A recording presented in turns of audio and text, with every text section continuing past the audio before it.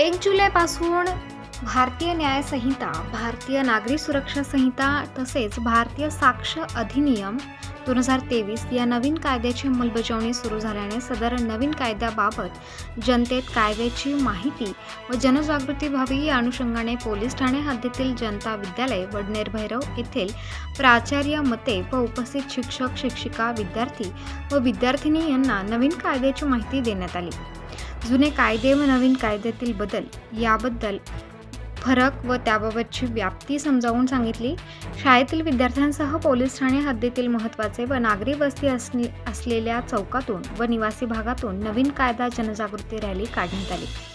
सदर रॅलीचे 12 वाजता ते 1:30 वाजेपर्यंत आयोजन करण्यात आले होते। त्यानंतर पोलीस पाटील व प्रतिष्ठित नागरिक यांची मीटिंग घेऊन नवीन कायदे व त्यातील बदल अंमलबजावणी याबाबत मार्गदर्शन करून जनजागृती करण्यात आली। सदर मीटिंगसाठी पोलीस स्टेशन हद्दीतील पोलीस पाटील तसेच प्रतिष्ठित नागरिक हजर होते।